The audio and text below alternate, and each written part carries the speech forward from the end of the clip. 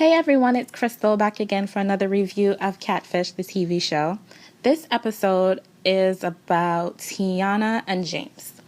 And remember, this is a review. If you want to watch the episode first, please click the link in the description box and come back and watch my video. Even if you don't return to watch the video and all you want to do is watch the episode, hit the thumbs up first, okay? Now, Neve and Max check their email as usual and read about Tiana. Now, Tiana lives in North Carolina.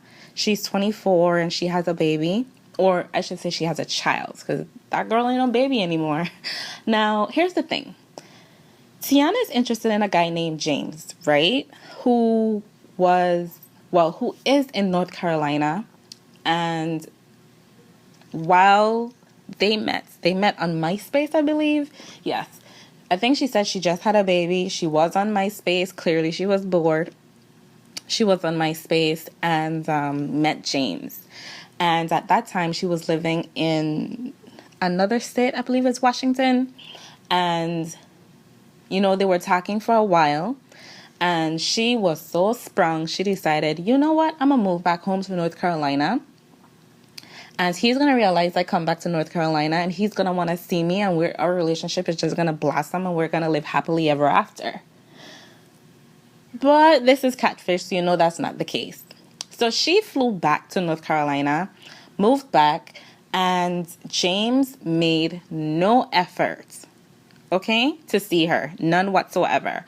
They were, quote unquote, dating for 3 years. 1, 2, 3. That's 365 days times 3. You do the math because I don't have my calculator in front of me. Okay. And she dropped whatever life she had in Washington to move back to North Carolina for this guy who they never Skyped. They never FaceTime. They never Uvu. They never sent they did send pictures, but he was using fake pictures. So here's my thing. You've never seen this guy in motion, but whatever he was saying on the phone was so good that made you drop your life in Washington, pack up, and leave to go back home to North Carolina. I guess.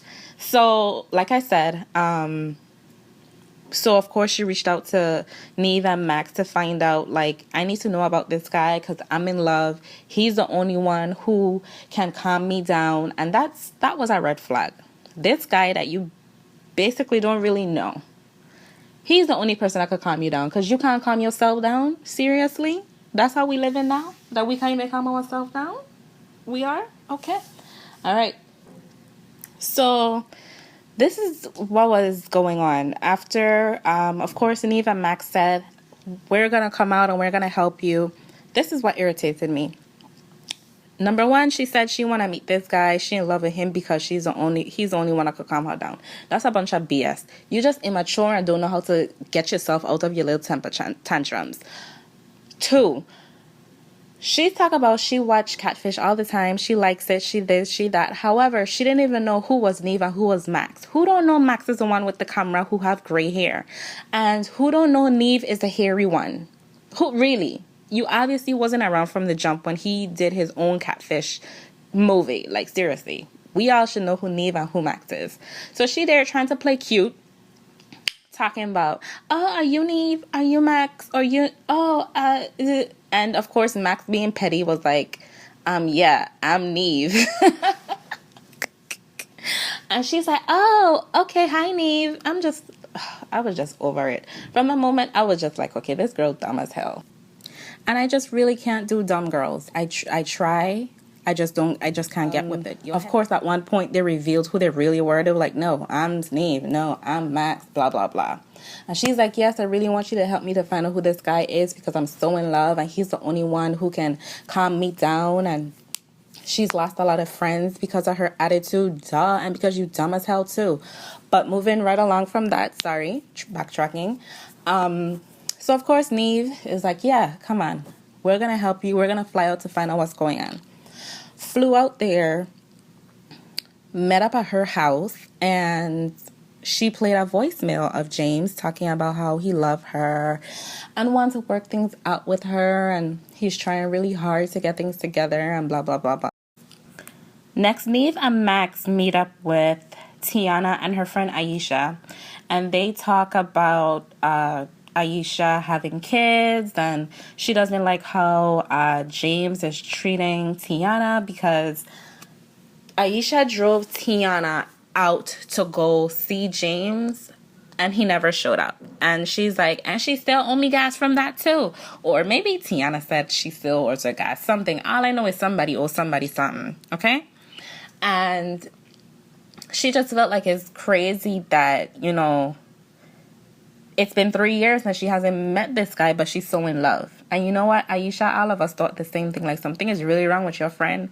To be like, how do you fall in love with somebody like this who don't make any sort of effort to see you? Is it that's just how the world is? We're so desperate for love. We just take it however we can get it. I mean, I'm just saying, know your worth. So then Neve and Max shows Tiana the information they found online. See, Aisha is still there, by the way, at the table. And, you know, they show her the YouTube video, ask her, does this sound like James? And she says, no. His voice is way deeper. Then they show her the Facebook profile of the white guy. And she starts to cry because it's like, it's crazy, you know, like you could be falling in love with somebody and it's totally not the person that you expected or, you know, wants it to be. So Neve calls James and tells him, look, I got your number from Tiana. We know the pictures are fake. We just want to meet you. He agrees to meet up. They tell Aisha she's happy. She's ready to meet her booski. They also ask Aisha if she wants to tag along. She says yes. They all hop in the car and go to check the guy.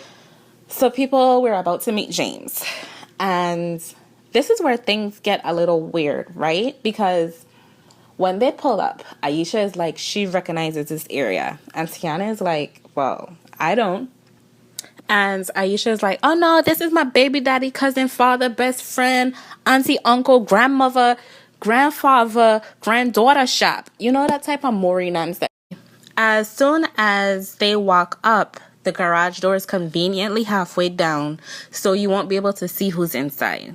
As soon as Neve lifts the garage door up and we see who the guy is, Tiana's best friend Aisha screams, what the F? Are you serious? Trez, really? You've been behind this the whole effing time? Trez, oh my gosh, I'm done. I'm ready to go. I'm done.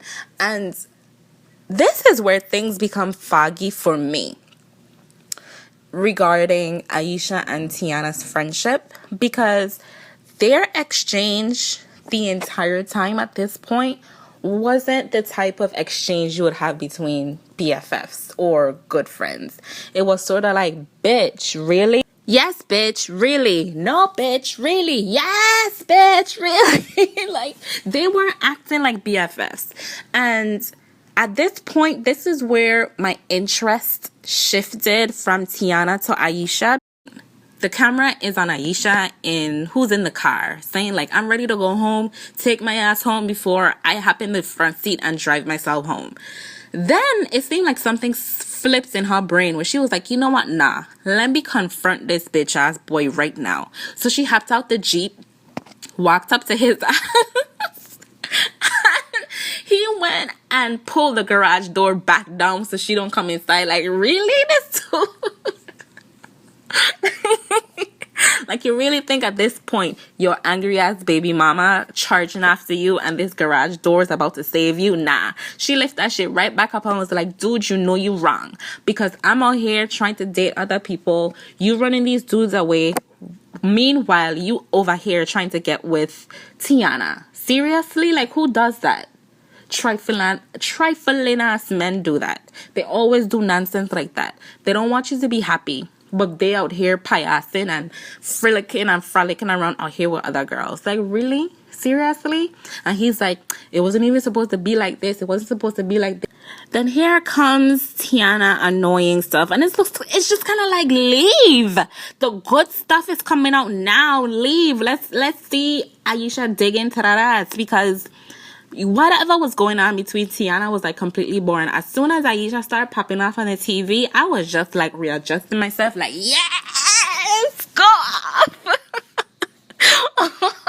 And then Tiana is like, y'all arguing and I'm the one going through this. It's like, no, this is more than you at this point. They have history. They have a child together. And they have more interesting, juicy drama going on than you just into a dude who's sending you pictures and all type of nonsense. Like, really, girl? Bye. Go call in a book or something. Ain't nobody trying to hear from you right now. Not maybe in a few minutes, but not right now. So, of course, Neve is just like, oh, shit. What the hell did we just do? And he's like, okay, obviously we need to take a break. We need to calm down. You know, he's always that type of way. But Aisha ain't trying to hear it, and she stormed back over to the Jeep and she was like, take me the F home, like right now. Like, take me home. I'm done. I'm ready to go. And Max chases after her to figure out, like, what's going on. Tell me, talk to me, give me the juicy details. And she's just like, it's messed up because Trez is the son of, not the son, is the father of her son. And while she's out there trying to have a boyfriend and start relationships, Trez is running them off. But every time she turn around, he have a new girl in the picture. So it's like, how it is you could have girls clucking through your living room, but she can't have dudes sniffing up her tree. Like, seriously, that's messed up. Like, that's, can't stand dudes like that.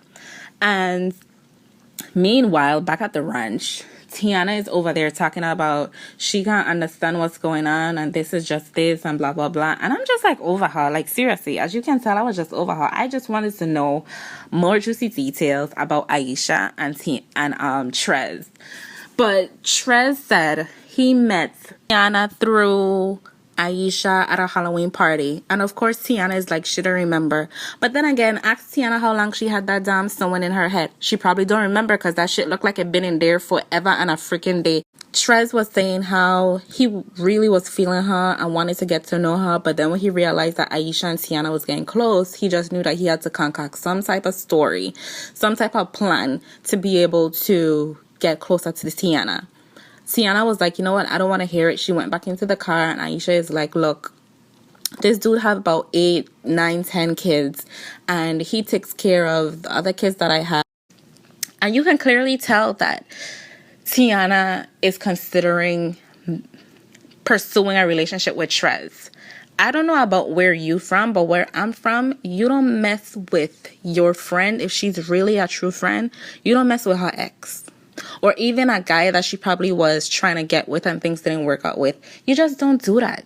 Like, I can't trust you if me and a dude, I telling you I date this guy, we've been together, boom, boom, boom, and you still turn around. I don't care if it's a year from now or 10 years from now.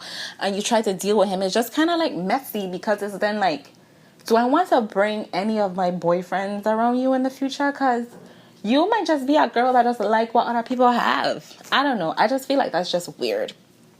A month later now, they called Tiana to find out what's going on, asked her about Trez, and she said that they're not working out. She decided to move on because things just felt weird. And when they asked her how her friendship is with Aisha, she said that they got into an argument and they aren't friends anymore, and Aisha showed her true colors and they won't ever be a friendship again. And I'm just thinking, you know what, good riddance. Because if I was Aisha, I wouldn't want to be your friend either, because the mere fact that you even thought about pursuing a relationship with my baby daddy, my ex-boyfriend, ex-husband, whatever, it's just like, we don't need to be friends. We really just don't.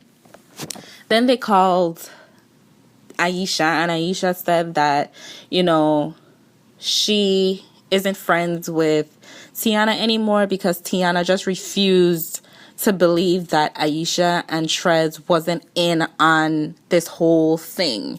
She just wanted so much to believe that they were in on it, and Taisha played her Aisha played Tiana for a fool, and that really wasn't the case. And that was basically the show. That really was it. And like I said, the show was slow in the beginning, and I think it's not necessarily the show itself. It's just that Tiana was just a little like, ugh. And then when Aisha came into the picture and popped off on Trez, that's when it was like, yes, let's see a part 2 to this. Let's see some extended scenes for this, and that's basically it. So that's Catfish, a TV show, season 4, episode 11. Talk to me. Tell me if you liked the episode. What did you like about it? What you disliked about it? Let's just chat. All right. So comment, subscribe. Bye.